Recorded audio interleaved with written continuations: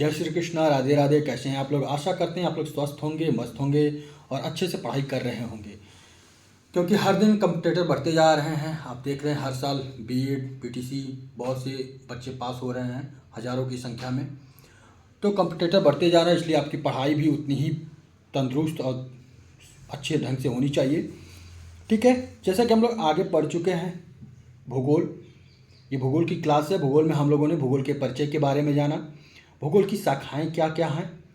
ठीक है, भूगोल की शाखाएं क्या क्या हैं उसके बारे में हम लोगों ने जाना। हम लोगों ने मुख्य रूप से भूगोल की दो शाखाओं के बारे में पढ़ा, मानव भूगोल और भौतिक भूगोल। भौतिक भूगोल की भी, भौतिक भूगोल और मानव भूगोल दो ही मुख्य रूप से दो शाखाएं मानी जाती हैं और इन्हीं को अलग अलग पार्टों में डिवाइड किया गया है।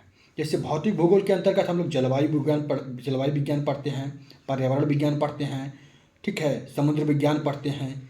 ठीक है, ये सब भौतिक विज्ञान के अंतर्गत पढ़ते हैं। वहीं मानव विज्ञान के अंतर्गत सांस्कृतिक भूगोल, राजनीतिक भूगोल, आर्थिक भूगोल पढ़ते हैं। तो एक और प्रमुख पार्ट है जिसे हम लोग खगोल विज्ञान कहते हैं। ठीक है, ये खगोल विज्ञान क्या है?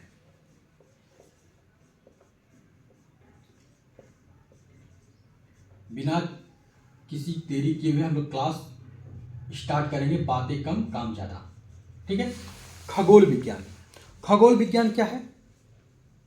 देखिए, खगोल विज्ञान मुख्य रूप से आपके दिमाग में चलेगा कि ये भौतिक विज्ञान के अंतर्गत आएगा या मानव विज्ञान के अंतर्गत। मानव विज्ञान के अंतर्गत आएगा नहीं, क्योंकि इसमें बात हो रही है खगोल की।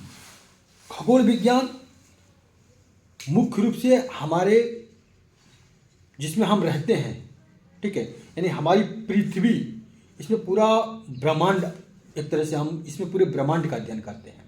खगोल विज्ञान के अंतर्गत हम पूरे ब्रह्मांड का अध्ययन करते हैं।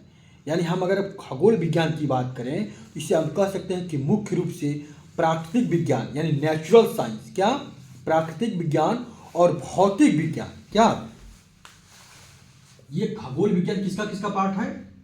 प्राकृतिक विज्ञान और भौतिक विज्ञान। किसका? भौतिक विज्ञान। ठीक है,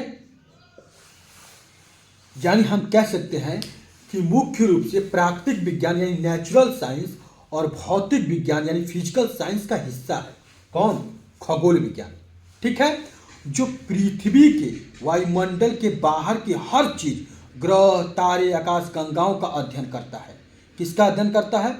ग्रह, तारे, आकाश गंगाओं का अध्ययन करता है। यही क्या कहलाता है? अंतरिक्ष विज्ञान भी इसको कहते हैं, यानी कि स्पेस साइंस। क्या कहते हैं? Space science.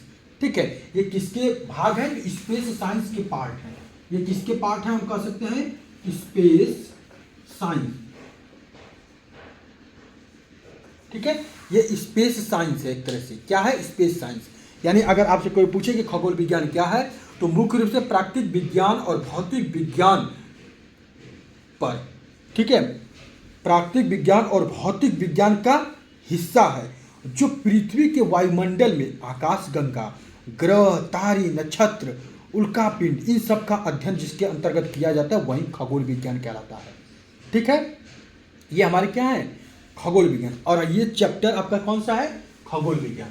क्योंकि इसमें अब हमने भूगोल के बारे में जाना कि भूगोल की परिभाषा क्या है, भूगोल शब्द की उत्पत्ति किससे हुई है, भूगोल के पिता कौन है, ठीक है, भूगोल के कितने भाग हैं, इन सब चीज़ों के जानने के बाद अब हम एक सीरियल से सिस्टमेटिक ढंग से चलेंगे और हम उसमें पहला चैप्टर आपका स्टार्ट है खगोल विज्ञान, यानी कि इसको एस्ट्रोनॉमी क्या कहते हैं? एस्ट्रोनॉमी।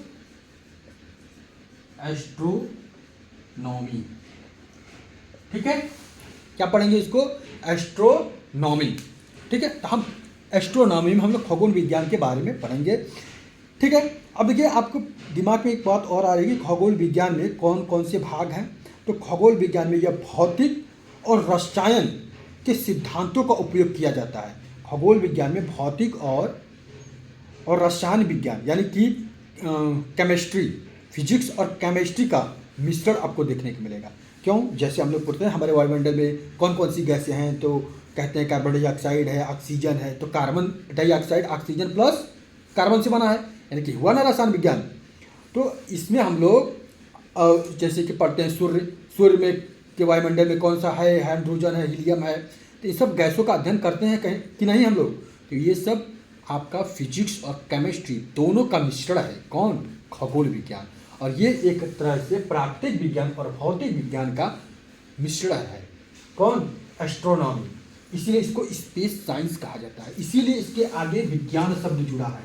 ठीक है, क्या जुड़ा है? साइंस। ठीक। अगर आपसे पूछे एस्ट्रोनॉमी में हम लोग और क्या क्या जानते हैं, तो ब्रह्मांड की उत्पत्ति कैसे हुई, ब्रह्मांड का विकास कैसे हुआ, खगोलीय पिंडों की भौतिक प्रकृति कैसी है, उनका अध्ययन किसके अंतर्गत किया जाता है? खगोल विज्ञान के अंतर्गत किया जाता है। ठीक। अब आपके दिमाग में चल रहा है कि सर खगोल विज्ञान तो हम लोग जान गए कि इसके अंदर हम लोग इन चीज़ों का अध्ययन करते हैं, लेकिन इनकी शाखाएं क्या हैं? भाई सिंपल सी बात है, भौतिक विज्ञान और रसायन विज्ञान, या फिर भौतिक विज्ञान, ब्रह्मांड विज्ञान, इसकी प्रमुख शाखाएं हैं। क्या हैं? प्रमुख शाखाएं हैं। ये चीज़ें हमने समझ लिया, कोई दिक्कत किसी को कहीं पे कोई डाउट होना भी नहीं चाहिए। अब हम लोग इसके आगे पढ़ते हैं। ये तो आप जान गए खगोल विज्ञान है क्या। खगोल विज्ञान में हम लोगों ने हमें क्या पढ़ना है, अब ये जानना है। ठीक। अब खगोल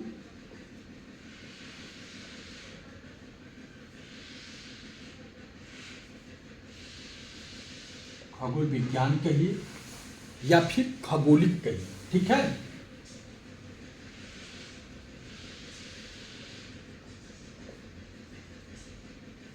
ठीक है, यानी इसको क्या कहेंगे? खगोलिक को एस्ट्रोनॉमी।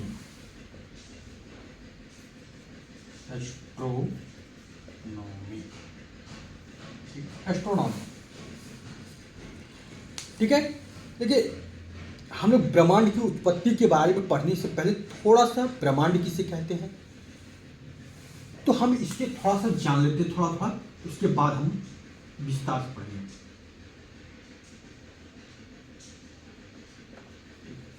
ब्रह्मांड। ठीक है, इंग्लिश में इसे कहते हैं यूनिवर्स। क्या कहते हैं? यूनिवर्स। ठीक है।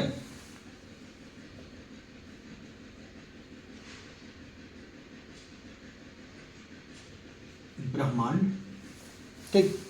अब देखिए, ब्रह्मांड में हम लोग क्या देखते हैं, यानी यूनिवर्स में ब्रह्मांड यानी कि समय, स्थान, ऊर्जा और पदार्थ को संपूर्ण संग्रह है। ब्रह्मांड क्या है? समय, स्थान, ऊर्जा और पदार्थों का संपूर्ण संग्रह ही क्या है? हमारा यूनिवर्स है, ब्रह्मांड है। ठीक है, जिसमें अरबों आकाशगंगाएं, अरबों मंदाकिनी, अरबों तारे, अरबों ग्रह शामिल हैं। वही क्या कहलाता है? आकाशगंगा कहलाता है। अगर हम ब्रह्मांड की चर्चा के बारे में करने से पहले अगर हम पूछे कि इस अर्थ पे आपका स्थान क्या है, इस अर्थ पे आपका स्थान क्या है, तो हम सिंपल हमारे दिमाग में आएगा क्या? पहले ब्रह्मांड। क्या आएगा? ब्रह्मांड। ठीक, दिमाग में आ जाएगा क्या? ब्रह्मांड। आपके बारे में हम बता रहे हैं कि आपका इसमें कितना सा अंश है। जैसे आप कहते हो ना हम सर्वशक्तिमान हैं, तो सर्वशक्तिमान होने से पहले एक बात ये जान लीजिए कि ब्रह्मांड क्या है? ब्रह्मांड। अब इस ब्रह्मांड में बहुत सारी क्या है? आकाश गंगाएं हैं। क्या है? आकाश गंगा। ठीक, असंख्य आकाश गंगाएं, इन्हीं आकाश गंगाओं को हम लोग मंदाकिनी कहते हैं। इसमें अरबों तारे हैं। क्या है? अरबों तारे हैं। हर तारा के पास अपना अपना सौरमंडल हो सकता है। ठीक है, क्योंकि हमारा सूर्य भी एक तारा है, तो हमारे सूर्य के पास भी अपना एक सौरमंडल परिवार है, यानी कि क्या है? हमारा ग्रह। हर तारों के पास क्या है? अपना खुद का ग्रह है। उस ग्रह में हमारा स्थान कौन सा ग्रह है? पृथ्वी का। यानी कि क्या आ गया? संसार आ गया। और इसमें कौन से महाद्वीप में हम लोग हैं? एशिया महाद्वीप में। ये कहां पे है? भारत में। कौन से राज्य में है, कौन से जिला में है,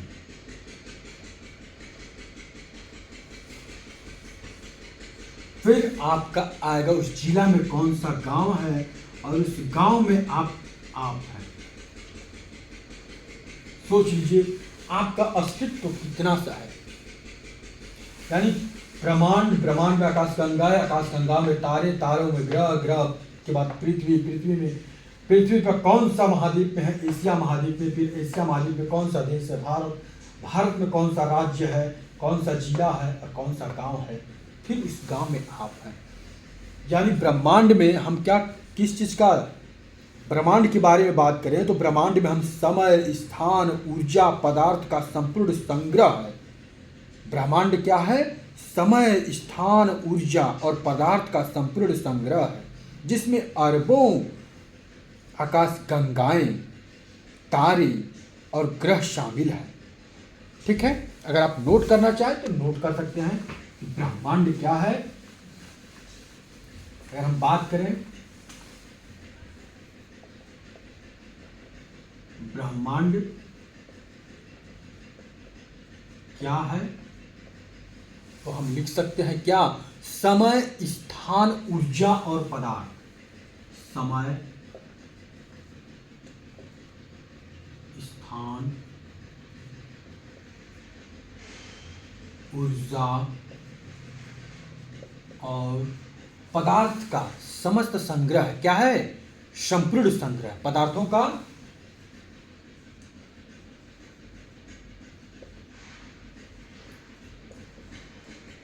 संपूर्ण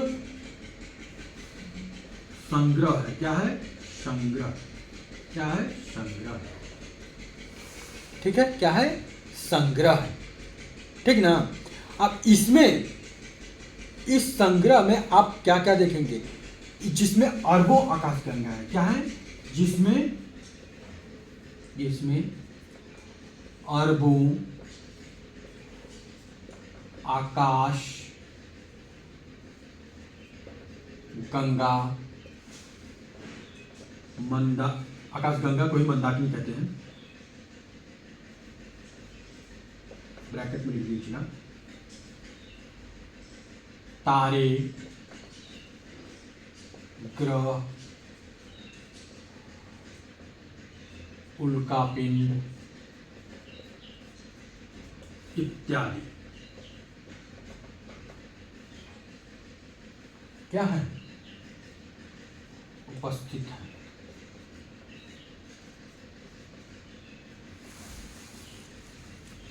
ठीक है।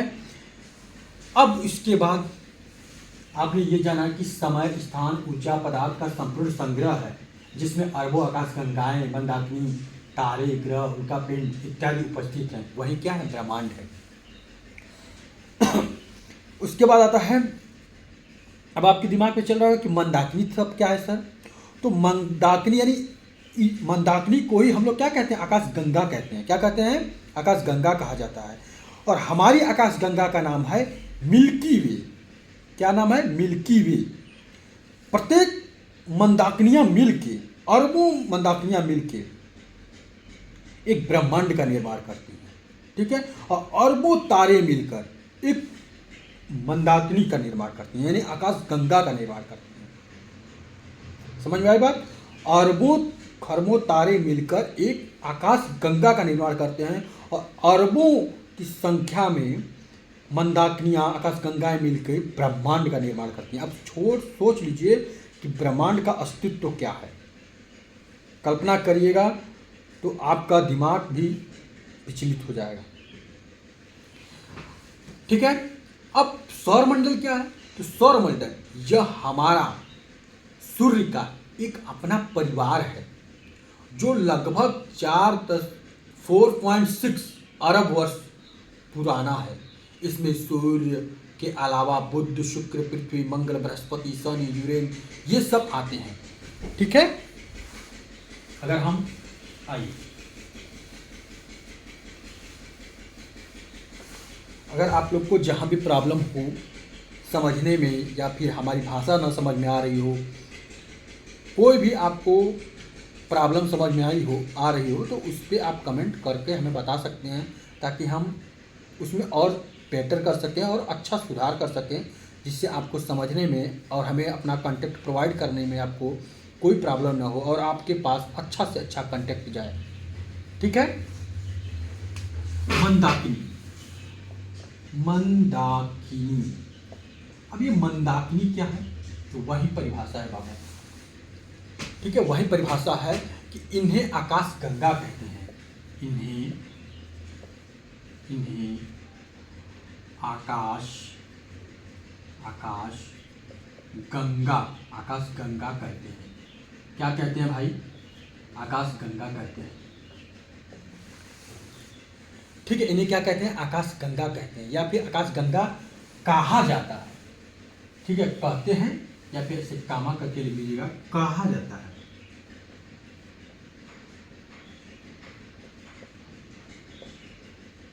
और हम जिस आकाश गंगा में रहते हैं या फिर जो हमारी आकाश गंगा है उसका नाम है मिल्की वे। लिख सकते हैं, हम जिस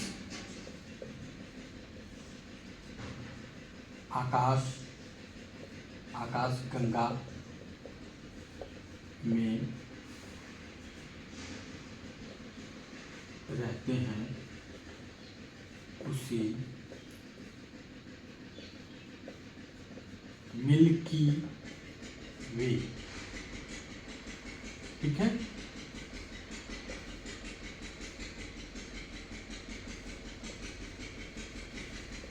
कहते हैं।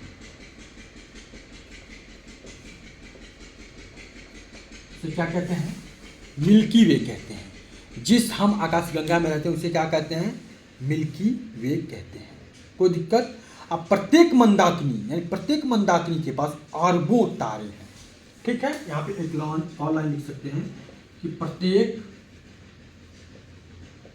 मंदाकिनी के पास अरबों तारे हैं। अरबों क्या हैं? तारे हैं। प्रत्येक मंदाकिनी के पास क्या है? अरबों क्या हैं? तारे हैं। ठीक है, कोई दिक्कत? ठीक, चलिए रफ कर दे रहे हैं, जिसे स्क्रीन शॉट मारना है मार सकता है।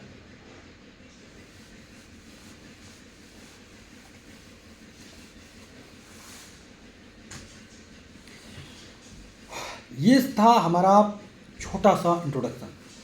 अगर हम ब्रह्मांड के बारे में बात करें तो सुनिए ध्यान से। ब्रह्मांड की उत्पत्ति यानी ओरिजिन ऑफ यूनिवर्स। ठीक है, ओरिजिन ऑफ यूनिवर्स। ठीक है, ओरिजिन ऑफ यूनिवर्स ना, ओरिजिन ऑफ यूनिवर्स। ठीक है, यानी ब्रह्मांड की उत्पत्ति कैसे हुई? तो पृथ्वी हमारे सौरमंडल का एक अंग है। क्या है? पृथ्वी हमारे सौरमंडल का क्या एक अंग है। और सौरमंडल आकाश गंगा यानी मंदाकिनी का, ठीक है, हिस्सा है, पार्ट है, भाग है। यानी कि हमारा सौरमंडल का अपना खुद का परिवार होता है। ठीक, यानी मंदाकिनी क्या है? हमारे सौरमंडल का एक पार्ट है, भाग है। और जानते हैं जैसे हमारी पृथ्वी अपने अक्ष पे घूमती है और सूर्य का चक्कर लगाती है, उसी प्रकार तारे भी अपने अक्ष पे घूमते हैं और वो अपनी मंदाकिनी का चक्कर लगाते हैं, और मंदाकिनियाँ घूमती हैं और सौरमंडल का अपना चक्कर लगाती हैं। ठीक है, यानी हम कह सकते हैं कि जो मंदाकिनी का जो हमारी जो मंदाकिनी है और उसकी जो घूर्णनशील भुजाएं हैं, ठीक है, भुजाओं का, उनकी घूर्णनशील भुजाओं का अंश क्या है? हमारा सौरमंडल। हम जिस सौरमंडल में रहते हैं हम कह सकते हैं कि हमारा जो सौरमंडल है हमारी मंदाकिनी की घूर्णनशील भुजाओं का एक अंश है। क्या है? अंश है, भाग नहीं, अंश है। हमारी मंदाकिनी की 3 घूर्णनशील भुजाएं हैं। कितनी भुजाएं हैं? 3 घूर्णनशील भुजाओं हैं। ठीक है, अब भुजाओं में असंख्य तारे और सौर परिवार हैं। ठीक है, यानी हम जिस मंदाकिनी में रहते हैं, हमारी जो ये मंदाकिनी ऐसे है। ठीक है, ऐसे। ठीक है, तो हमारी जो मंदाकिनी है कैसी है भैया? हमारी जो मंदाकिनी है कि 3 घूर्णनशील भुजाओं में असंख्य तारे और सौर परिवार रहते हैं। मंदाकिनी सदृश कई आकाश गंगाएं मिलकर आकाश गंगा का पुंज का निर्माण करती हैं। ठीक है, हमने कहा ना कि बहुत सारी आकाश गंगाएं मिलकर, बहुत सारी मंदाकिनियाँ आकाश गंगाएं मिलकर, ठीक है, आकाश गंगा पुंज का निर्माण करती हैं। किसका निर्माण करती हैं? आकाश गंगा पुंज का, जिसे हम लोग कहते हैं सुपर क्लस्टर ऑफ गैलेक्सी। क्या कहते हैं? Super cluster of Galaxy. ठीक है, और हम कह सकते हैं कि आकाश गंगा, ठीक है, आकाश गंगा के सभी पुंज को सम्मिलित रूप से ब्रह्मांड कहते हैं। ठीक है, अगर कोई कहे कि आकाश गंगा पुंज की बात, पुंज को ही हम लोग क्या कहते हैं? ब्रह्मांड कहते हैं। क्या कहते हैं? आकाश गंगा पुंज को ही क्या कहते हैं? ब्रह्मांड कहते हैं। यानी हम कह सकते हैं कि आकाश गंगा के सभी पुंजों को सम्मिलित रूप से ब्रह्मांड कहते हैं। ठीक है, अगर दूसरे शब्दों में बात करें हम, तो सूक्ष्म यानी कि सबसे छोटा सा जीव, ठीक है, सूक्ष्म अणुओं से लेकर महाकाय मतलब छोटे से पार्ट से लेकर बड़े पार्ट तक सूक्ष्मतम अणुओं से लेकर आकाश गंगाओं तक के सम्मिलित स्वरूप को ही क्या कहते हैं? ब्रह्मांड कहते हैं। क्या कहते हैं? ब्रह्मांड कहते हैं। ठीक है, सम्मिलित रूप को ही हम लोग क्या कहते हैं? ब्रह्मांड कहते हैं। समझ में आई बात? यहाँ पे अगर लिख सकते हैं तो लिख लीजिए एक पॉइंट। और अब हम लोग, क्योंकि हमने ब्रह्मांड के बारे में थोड़ा थोड़ा जान लिया, तो थोड़ा सा एकदम अच्छे से जानेंगे इसे। ठीक है, अगर हम इसको सूक्ष्म, अगर इसको अलग भाषा में कहें तो हम कहेंगे कि सूक्ष्मतम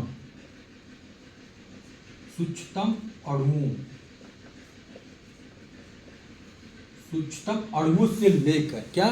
सूक्ष्मतम अणुओं से लेकर महाकाय आकाशगंगाओं,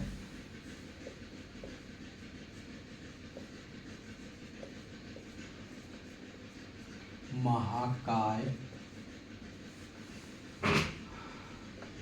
आकाश गंगा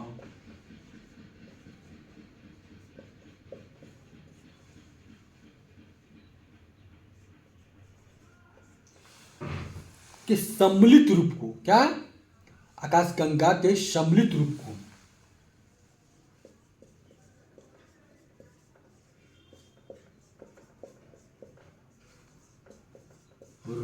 को ही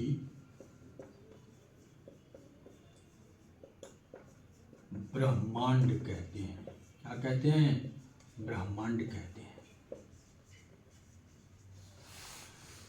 ठीक, कोई दिक्कत होना नहीं चाहिए। ब्रह्मांड की उत्पत्ति, अगर ब्रह्मांड की उत्पत्ति के बारे में बात करें तो मुख्यतः 4 सिद्धांत प्रमुख हैं। ब्रह्मांड की उत्पत्ति के बारे में मुख्य रूप से 4 सिद्धांत आपके सबसे ज़्यादा फेमस है, जिसमें कि आपका पहला आता है बिग बैंग। कौन आता है? बिग बैंग थ्योरी, जिसे हम लोग महाविस्फोटक सिद्धांत कहते हैं, जिसके प्रतिपादक जॉर्ज लैमेंत्रे हैं। कौन है? जॉर्ज लैमेंत्रे। दूसरा का आता है स्फीति का सिद्धांत। कौन सा आता है? स्फीति का सिद्धांत, जिसके प्रतिपादक कौन है? Alan Guth. कौन है? Alan Guth. क्या है? Alan Guth. फिर उसके बाद तीसरा है सतत सृष्टि का सिद्धांत, जिसके प्रतिपादक हैं थॉमस गोल्डन एवं हर्मन बॉडिंग। कौन? Hermann Boding. चौथे आते हैं दोलन सिद्धांत। कौन से आते हैं? दोलन सिद्धांत, जिसके प्रतिपादक हैं डॉक्टर एलन संडेजा। ठीक है, ये 4 सिद्धांत मुख्य रूप से प्रमुख हैं किसके? ब्रह्मांड की उत्पत्ति का वर्णन करने में। लेकिन सबसे ज़्यादा मान्यता या फिर सबसे ज़्यादा कह सकते हैं कि प्रचलन में कौन है? तो बिग बैंग थ्योरी यानी महाविस्फोटक सिद्धांत। ठीक है, ये सबसे ज़्यादा प्रचलित है और सबसे ज़्यादा इसी को प्रमाणित किया गया है। ठीक, ब्रह्मांड के बारे में आप लोगों ने जान लिया। इसकी अवधारणाएं 4 हैं, 4 लोगों ने दिए हैं। लेकिन अब ये 4 लोगों की अवधारणा आने से पहले, जिसे हर भूगोलवेत्ता, हर साइंटिस्ट अपने अपने दिमाग विचार प्रस्तुत करते हैं, तो सर्वप्रथम 2 तरह की अवधारणाएं उत्पन्न हुई जब विज्ञान के बारे में अध्ययन प्रारंभ हुआ। और आपको पता ही है कि 19वीं शताब्दी के में ब्रह्मांड को भूगोल को एक स्वतंत्र विषय के रूप में अध्ययन किया जाने लगा। तब धीरे धीरे हर भूगोलवेत्ता साइंटिस्ट इस पर अपना अध्ययन रिसर्च करना शुरू कर दिए। तो टालमी महोदय जो थे,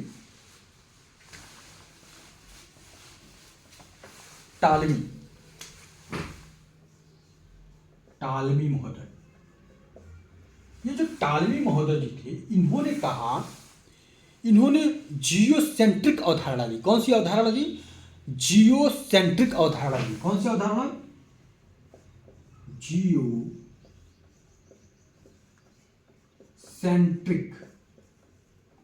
अवधारणा। ठीक है, टालमी महोदय जो थे, इन्होंने जियोसेंट्रिक अवधारणा प्रस्तुत की। अब ये जियोसेंट्रिक अवधारणा क्या होती है? तो जियोसेंट्रिक अवधारणा का मतलब होता है, इस अवधारणा के अनुसार हम कह सकते हैं, इन्होंने कहा कि पृथ्वी केंद्र में है और सूर्य और अन्य ग्रह इसके चारों ओर चक्कर लगाते हैं। देखिए, टालमी महोदय कहें कि ये जो हमारी अर्थ है, जिसपे बहुत सारे महाद्वीप हैं, ठीक है,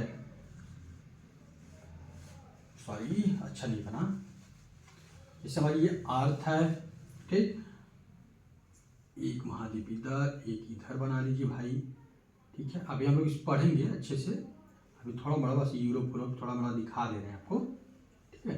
हाँ, मान लीजिए ये हमारी अर्थ है, तो इन्होंने कहा कि अर्थ जो है क्या, हमारा सेंटर में है, और सूर्य, सन जो है और अन्य जो ग्रह हैं, इसके चारों तरफ चक्कर लगाते हैं। इसी को जियोसेंट्रिक अवधारणा कहा जाता है। क्या कहा जाता है? जियोसेंट्रिक अवधारणा। ये किसने प्रस्तुत की थी? तो टालमी महोदय ने प्रस्तुत की थी। किसने प्रस्तुत की थी? टालमी महोदय ने। उसके कुछ ही समय बाद या कुछ ही समय बाद कापरनिकस ने टालमी की अवधारणा का खंडन किया, यानी कि उनकी अवधारणा को गलत सिद्ध किया। कौन? कापरनिकस ने। कापरनिकस, अच्छा, कापरनिकस ने ऐसा क्या कह दिया कि इनकी अवधारणा गलत हो गई? तो इन्होंने, कापरनिकस ने हमें सर्वप्रथम बताया, इन्होंने अपनी अवधारणा प्रस्तुत की कि नहीं नहीं, ये गलत बता रहे हैं टालमी जी हमारी। इन्होंने कहा कि सूर्य क्या है? केंद्र में है। क्या है? सन जो है केंद्र में है। इन्होंने कहा नहीं नहीं, सन क्या है? केंद्र में है, और पृथ्वी और अन्य ग्रह सूर्य के चक्कर लगाते हैं। कौन कहा? कापरनिकस ने। और इन्होंने इसको प्रूफ किया, ठीक है। इसीलिए हम लोग इनकी अवधारणा को इन्होंने क्या नाम दिया? अपनी अवधारणा को इन्होंने कौन सी अवधारणा किया? हेलियोसेंट्रिक। इनकी अवधारणा क्या नाम है?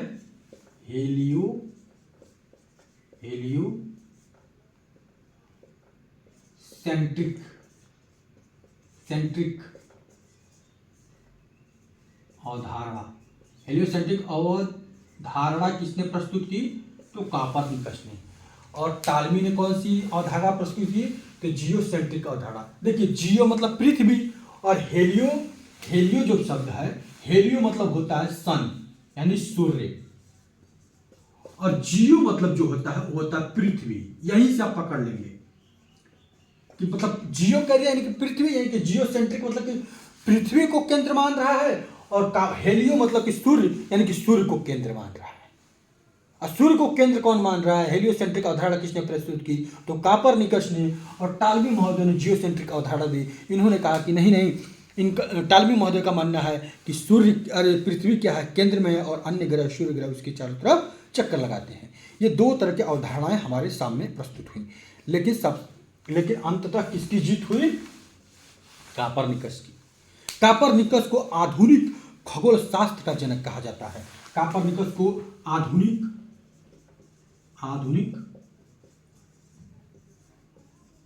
खगोल शास्त्र का जनक कहा जाता है। अगर आपसे पूछिए कि आधुनिक खगोल शास्त्र का जनक किसे कहा जाता है, तो आपके दिमाग में सीधे चलना चाहिए कि कापरनिकस को ही आधुनिक खगोल शास्त्र का जनक कहा जाता है। यानी 19वीं शताब्दी में कैपलर ने ग्रही गति के नियम को खोजा, ठीक है, और उन्होंने इनकी अवधारणाओं को सत्य साबित किया, ठीक है। 19वीं शताब्दी में कैपलर ने ग्रही गति के नियम को खोजा था और इसे सूर्य को ग्रही कक्षा केंद्र माना था। कौन? कैपलर महोदय ने। ठीक है, एक बात और आप लोग नोट करना चाहें तो नोट करें, इसे देखिए नोट कर लीजिए, अगर लिखना चाहें तो लिख सकते हैं।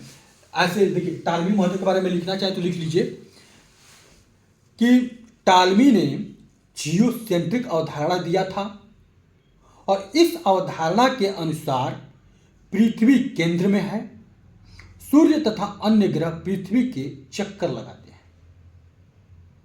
दूसरा पॉइंट नोट करिएगा, कापरनिकस ने टालमी की अवधारणा का खंडन किया था और कापरनिकस ने हेलियोसेंट्रिक अवधारणा दिया। इस अवधारणा के अनुसार सूर्य केंद्र में है, पृथ्वी तथा अन्य ग्रह सूर्य की परिक्रमा करते हैं। ठीक है, चलिए अब कापरनिकस को कापरनिकस को हम लोग क्या कहते हैं? अब आधुनिक खगोल शास्त्र का जनक कहते हैं। ठीक, इतना नोट कर लिए होंगे आप लोग।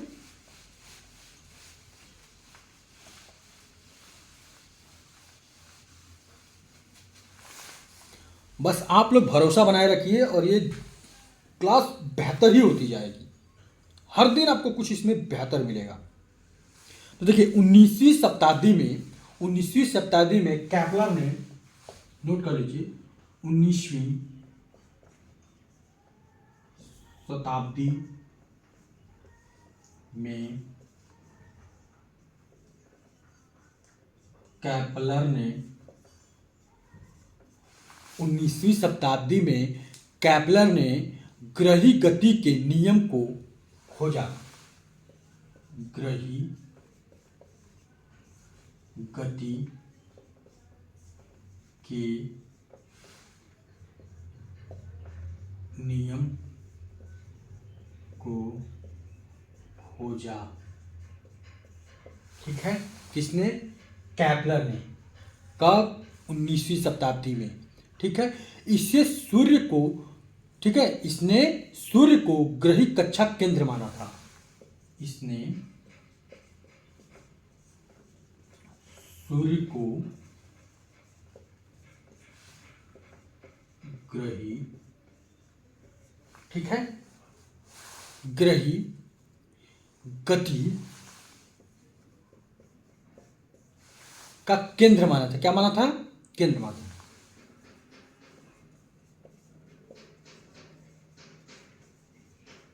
ठीक है,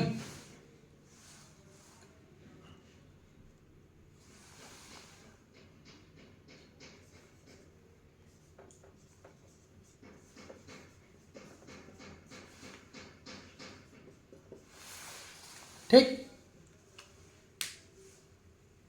यानी कि इसने कहा था कि ये सिर्फ सन है, इसके चारों तरफ क्या है? अन्य ग्रह क्या करते हैं? परिक्रमा करते हैं। कौन से? कैपलर महोदय ने कहा था।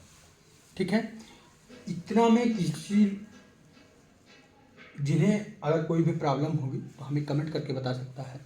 ठीक है, हम अगली कक्षा में उसे और अच्छे से एक्सप्लेन कर देंगे और उसे और अच्छे से उसके बारे में डिस्क्राइब कर देंगे, बता देंगे, ताकि आपको कोई भी प्रॉब्लम ना हो। और आप बताएंगे तभी हम उसमें और अच्छे से सुधार कर सकते हैं। हमें भी लगेगा कि नहीं, हाँ आप लोग पढ़ रहे हैं तो हमें और से अधिक मेहनत करनी चाहिए। ठीक है, अब हमने ब्रह्मांड की उत्पत्ति के बारे में देख लिया कि ब्रह्मांड की उत्पत्ति के विषय में हमने 4 प्रमुख सिद्धांत बताए आपको, जिसमें कि बिग बैंग सिद्धांत क्या सबसे ज़्यादा सर्वमान्य है, यानी कि ब्रह्मांड का वैज्ञानिक अध्ययन ही क्या कहलाता है? ब्रह्मांड विज्ञान कहलाता है, यानी कॉस्मोलॉजी कहलाता है। ठीक है, आपसे कभी कभी पूछ देता है कॉस्मोलॉजी किसे कहते हैं? तो ब्रह्मांड का वैज्ञानिक अध्ययन। किसका? ब्रह्मांड का वैज्ञानिक अध्ययन ही क्या कहलाता है? कॉस्मोलॉजी कहलाता है। ये किसके अंतर्गत हम लोग पढ़ते हैं? तो एस्ट्रोनॉमी के अंतर्गत। किसके अंतर्गत पढ़ते हैं? एस्ट्रोनॉमी के अंतर्गत, यानी खगोलिकी के अंतर्गत ही हम लोग ब्रह्मांड का अध्ययन करते हैं। और ब्रह्मांड का वैज्ञानिक अध्ययन ही ब्रह्मांड विज्ञान यानी कॉस्मोलॉजी कहलाता है।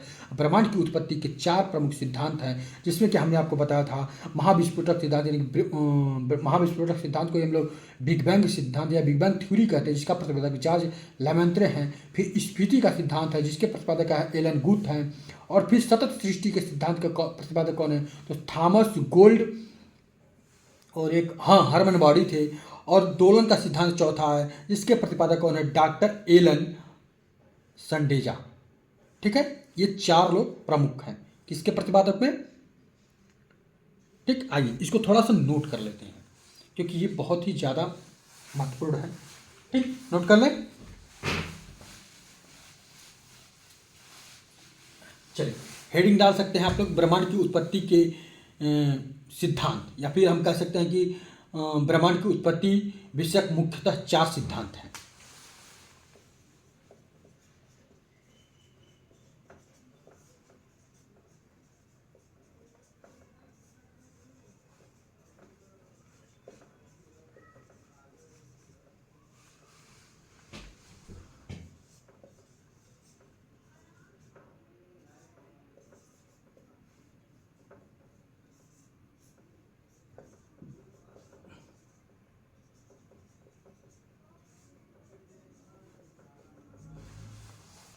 ठीक है, मुख्यतः 4 सिद्धांत है। ठीक है, प्रमुखता लिख दिए, चाहे मुख्यता लिख दिए, जो चाहे वो लिख सकते हैं। ठीक है, पहला इसमें क्या है?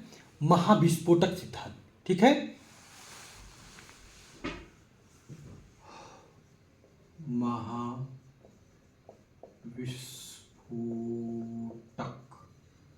महाविस्फोटक सिद्धांत।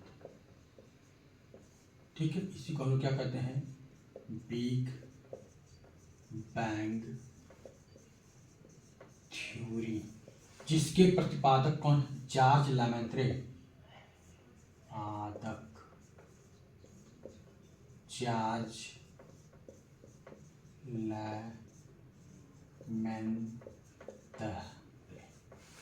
ठीक है, इसके प्रतिपादक कौन होते हैं? जॉर्ज लेमेंतेयर, सॉरी तेयर है ना, तेयर, लेमेंत्रे लोग कहते हैं तो तेयर।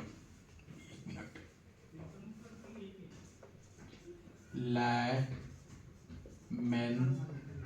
लेमेंतेयर ना, नोट कर लीजिए अच्छे से। लेमेंतेयर है कौन? बिग बैंग थ्योरी, महाविस्फोटक सिद्धांत का प्रतिपादक है। ठीक है, फिर इसके बाद आता है स्फीति का सिद्धांत। कौन सा आता है? स्फीति का सिद्धांत। ठीक है, दूसरा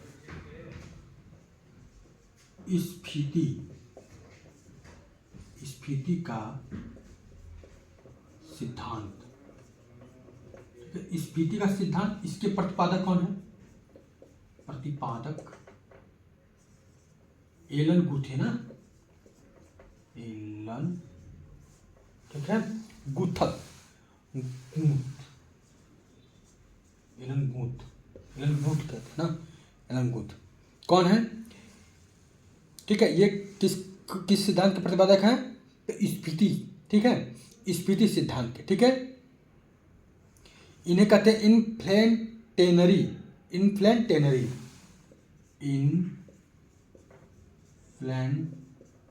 ठीक है, इन्फ्लेंटेनरी थ्योरी। ठीक है, इन्फ्लेंटेनरी थ्योरी। ठीक है, कोई दिक्कत?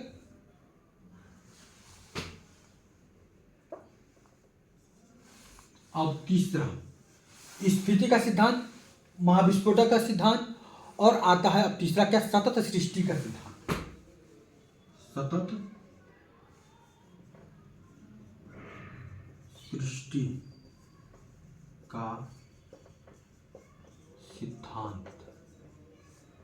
सतत सृष्टि का सिद्धांत, सतत सृष्टि के सिद्धांत का प्रतिपादक कौन है? Thomas golden.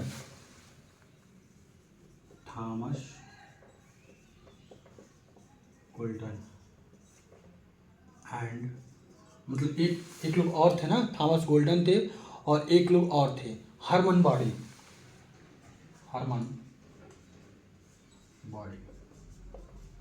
अच्छा, सतत सृष्टि के सिद्धांत को हम लोग इंग्लिश में क्या कहते हैं? इसी अंग्रेजी भाषा में तो steady state theory.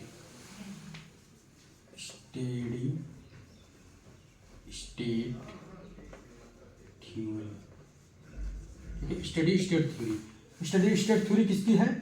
Thomas Golden and Hermann Body का। ठीक है, चौथा पॉइंट, चौथा कौन सा सिद्धांत था इनका? दोलन सिद्धांत। चौथा कौन सिद्धांत है प्रमुख? दोलन सिद्धांत।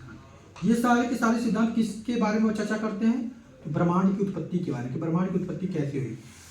इसमें सारे प्रतिभागियों ने अपना अपना मत दिया था। यह एलन, ठीक है, इन लोगों ने अपने अपने मत दिए थे, अपने अपने विचार दिए थे, अपने अपने विचार को प्रस्तुत किया था, ठीक है। इसके प्रतिपादक हैं डॉक्टर एलन संडेजा, ठीक है, डॉक्टर एलन संडेजा। और ये कौन थे डॉक्टर एलन बूथ। दोनों लोग में कंफ्यूजन मत होइएगा, ठीक है। इसको पुल सेटिंग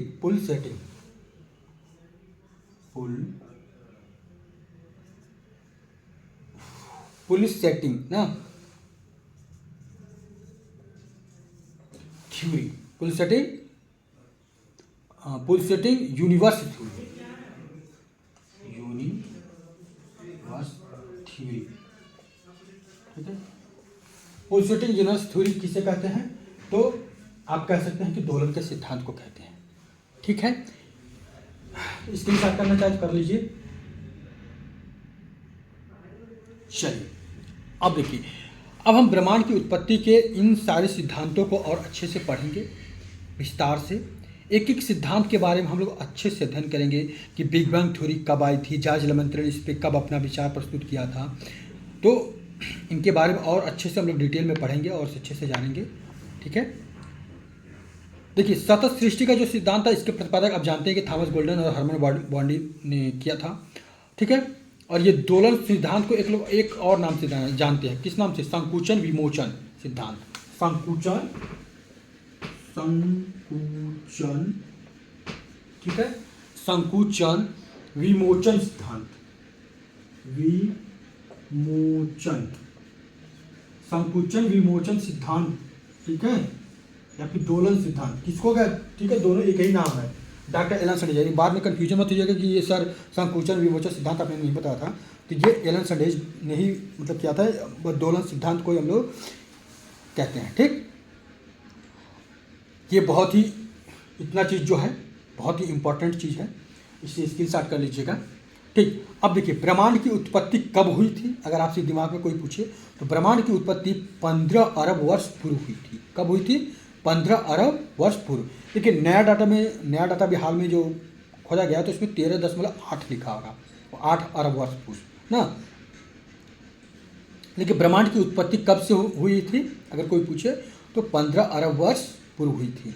बिग बैंग सिद्धांत के प्रतिपादक कौन है, जॉर्ज लेमेंत्रे हैं। विस्तृत ब्रह्मांड के प्रतिपादक कौन है, तो एडविन हब्बल। कौन है, एडविन हब्बल, ठीक है, नोट कर लीजिए, ये भी बहुत अच्छा चीज़ है क्योंकि एग्जाम में पूछ देता है, और खासकर टीजीटी पीजीटी में ये सब बहुत ज़्यादा इंपॉर्टेंट है, और आप उसी को ध्यान में रखकर ये क्लास चला रहे हैं, ठीक है। अगर आपसे पूछे कि विस्तृत ब्रह्मांड के सिद्धांत के प्रतिपादक कौन है, विस्तृत ब्रह्मांड के सिद्धांत के प्रतिपादक कौन है। अगर आपसे ये पूछे कि विस्तृत ब्रह्मांड के प्रतिपादक कौन है तो एडविन हब्बल। कौन है, एडविन हब्बल। कौन है, एडविन हब्बल। ये कौन, 1920 ईस्वी में, ठीक है। एडविन हब्बल कौन है, विस्तृत ब्रह्मांड के सिद्धांत के प्रतिपादक है। विस्तृत ब्रह्मांड के सिद्धांत के प्रतिपादक कौन थे, कौन है या फिर कौन थे, ये है नहीं ना, सॉरी है नहीं, ये उपस्थित नहीं है, चले गए। तो विस्तृत ब्रह्मांड के सिद्धांत के प्रतिपादक कौन थे, एडविन हब्बल। बिग बैंग सिद्धांत के प्रतिपादक कौन है, जॉर्ज लेमेंत्रे। ब्रह्मांड की उत्पत्ति कब हुई थी, 15 अरब वर्ष पूर्व। कोई दिक्कत, ठीक। समय स्थान पदार्थ की उत्पत्ति के विषय में कौन बताता था, बिग बैंग थ्योरी बताती है। बिग बैंग थ्योरी के बाद आई, देखिए बिग बैंग थ्योरी आई, उसके बाद उसके कई अरबों वर्ष बाद समय स्थान और पदार्थ की उत्पत्ति हुई, ठीक है। सौर मंडल का निर्माण कब हुआ, तो आज से 4.5 अरब वर्ष पूर्व सौर मंडल का निर्माण कब हुआ। अगर आपसे पूछ दे कोई सौर मंडल का निर्माण, सौरमंडल का निर्माण कब हुआ? सौरमंडल का निर्माण कब हुआ? अगर ये आपसे कोई पूछे तो 4.5 अरब वर्ष पूर्व। ठीक है, सौरमंडल का निर्माण कब हुआ आपसे कोई पूछे तो 4.5 अरब वर्ष पूर्व कह सकते हैं। कब से? आज से। ये भी ध्यान रखिएगा, आज से। ठीक है, आज से। ठीक है, अब ब्रह्मांड की उत्पत्ति के स्फीति का सिद्धांत किसने दिया था? तो अभी मैंने बताया कि एलन गुथ ने दिया था। ठीक है, स्फीति का सिद्धांत। दोलन का सिद्धांत किसने दिया था? आपसे अगर कोई पूछते तो डॉक्टर एलन संडेजा। दोलन सिद्धांत को और हम लोग क्या कहते हैं? तो आपका जवाब क्या होना चाहिए? संकुचन विमोचन का सिद्धांत। संकुचन विमोचन का सिद्धांत किसे कहते हैं हम लोग? दोलन के सिद्धांत को कहते हैं। किसको कहते हैं? दोलन के सिद्धांत को। जिसके प्रतिपादक कौन है? Doctor Alan Sandage. कौन है? Doctor Alan Sandage. सतत सृष्टि के सिद्धांत का प्रतिपादक कौन है? तो थॉमस गोल्डन हर्मन बॉर्डिंग। स्फीति सिद्धांत का प्रतिपादक कौन है? Alan Guth. कोई दिक्कत नहीं होना चाहिए। राष्ट्रीय, अब देखिए, हाँ, राष्ट्रीय अंतरिक्ष दिवस कब मनाया जाता है? आपको बताया थी शायद अगली क्लास में। राष्ट्रीय अंतरिक्ष दिवस कब मनाया जाता है? देखिए भाई, जो जो हमें याद आता है, जो जो हमारे दिमाग में चलता है, वो सब बताते हैं, क्योंकि ये सब एग्जाम में पूछ लेता है, डायरेक्ट पूछता है। ठीक है, डेट के साथ 23 अगस्त। ठीक है, 23 अगस्त। ये कब से मनाया जा रहा है? 2023 से। ये भी याद रखिए, 2023 से मनाया जा रहा है। ठीक है, ये भी। ठीक है, हब्बल स्थिरांक किसके मापन से संबंधित है? तो ब्रह्मांड के प्रसार से। ब्रह्मांड के प्रसार से। ठीक है, देखिए लिखा है कि विस्तृत ब्रह्मांड के सिद्धांत के प्रतिपादक कौन थे? तो एडविन हब्बल थे। और पूछ देगा कि हब्बल स्थिरांक किसके मापन से संबंधित है? तो ब्रह्मांड के प्रसार से। देखिए जो हब्बल मॉडल थे, इन्होंने जिसे गुब्बारा लिया, गुब्बारे पे छोटे छोटे डाट कर दिए। क्या कर दिए? डाट निशान लगे। अब गुब्बारे को अब जब फुलाएंगे तो देखेंगे कि जो पहले जो गुब्बारा था, यानी कि जब ऐसे गुब्बारा रहा होगा छोटे फॉर्म में, ठीक है, मतलब जब गुब्बारा छोटा था, ठीक है, छोटा फॉर्म में था, तो इस पर ऐसे ऐसे डाट कर दिए उन्होंने। ठीक है, जब इस गुब्बारे को उन्होंने फुलाया, क्या फुला दिया, तो फुलाया तो उसमें क्या देखा कि ये जो डाट के बीच की दूरी बढ़ गई। क्या है? दूरी बढ़ गई, इनके बीच के जो डिस्टेंस है बढ़ गए। तो इसी के पे उन्होंने अपना सिद्धांत दिया कि जो ब्रह्मांड में हमेशा क्या हो रहा है? विस्तार हो रहा है। क्या हो रहा है? विस्तार हो रहा है। यानी हमारा ब्रह्मांड क्या हो रहा है? विस्तृत हो रहा है, यानी कि बढ़ रहा है। हर दिन ब्रह्मांड में विस्तार होता जा रहा है। और ग्रह, मंदाकिनी, इनके बीच की दूरी भी क्या हो रही है? बढ़ती जा रही है। क्या हो रही है? बढ़ती जा रही है। तो हब्बल स्थिरांक किसके मापन से संबंधित है? ब्रह्मांड के प्रसार, या प्रसार मतलब विस्तार से संबंधित है। आधुनिक खगोल शास्त्र के जनक कौन है? तो कॉपरनिकस। अभी हमने लिखा था कि कॉपरनिकस कौन है? तो आधुनिक खगोल शास्त्र के जनक है। ठीक है, ब्रह्मांड अंततः ब्लैक होल में समाहित होकर विनिष्ट हो जाएगा। ये किसने कही थी? तो ये भी कौन कहा था? तो एडविन हब्बल ने कहा था। किसने कहा था? एडविन हब्बल ने कहा था। किसने कहा था? एडविन हब्बल ने। ये हम की पॉइंट बता रहे हैं, आप अगर नोट करना चाहें तो नोट कर लीजिएगा। ठीक है, क्योंकि ये सब की पॉइंट है। अब इसके आगे हम लोग कल बिग बैंग थ्योरी के बारे में पूरे अच्छे से पढ़ेंगे। ये की पॉइंट की हम चर्चा कर दे रहे हैं। ठीक है, ये की पॉइंट हम हर क्लास जब अंत होगी तो उसमें हम लास्ट में जो मेन की पॉइंट हो उनके बारे में चर्चा करेंगे। फिर उसके बाद क्लास आपकी बंद हो जाएगी, फिर अपने नेक्स्ट डे पर उसी तरह क्लास चलेगी। तो ये की पॉइंट बहुत जरूरी है, जिसके बारे में हम आपको बता रहे हैं। ठीक है, अगर आपसे पूछे कि ब्रह्मांड अंततः ब्लैक होल में समाहित होकर विनिष्ट हो जाएगा, ये बात किसने कही थी? ये एडविन हब्बल की थी। किसने की थी? एडविन हब्बल की थी। ठीक है, ब्रह्मांड जो है ब्लैक होल में, नोट कर लीजिएगा कि ब्रह्मांड अंततः ब्लैक होल में समाहित होकर विनिष्ट हो जाएगा, एडविन हब्बल ने की थी। अब ब्रह्मांड में सर्वाधिक मात्रा में कौन सी गैस पाई जाती है? तो हाइड्रोजन। कौन सी? हाइड्रोजन और हीलियम।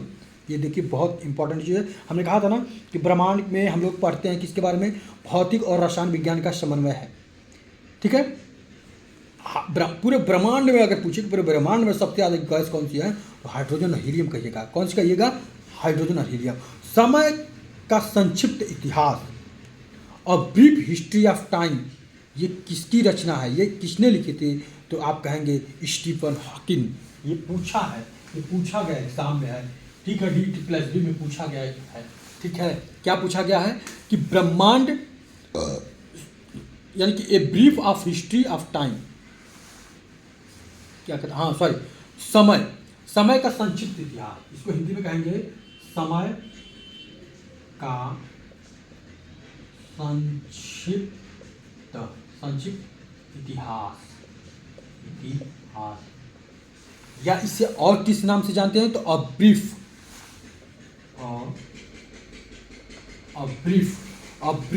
ऑफ, ठीक, अ ब्रीफ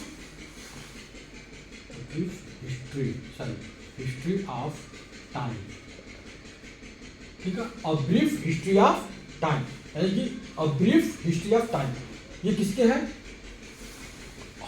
स्टीफन हॉकिंग, किसकी, स्टीफन हॉकिंस, स्टीफन हॉकिंस की क्या है, ये रचना है, कृति है, रचना है, ठीक है, किसकी, स्टीफन हॉकिंग की, इसी को कृति कहते हैं, कृति है मतलब ये लैंग्वेज है, ठीक है। तो स्टीफन हॉकिंग की कौन सी रचना है, समय का संक्षिप्त इतिहास या a brief history of time. खगोलीय दूरी को मापने के लिए, ठीक है, खगोलीय दूरी को मापने के लिए सबसे बड़ी इकाई कौन सी होती है तो पारसेक होती है, कौन सी होती है, पारसेक, खगोल दूरी मापने की सबसे बड़ी इकाई, खगोल दूरी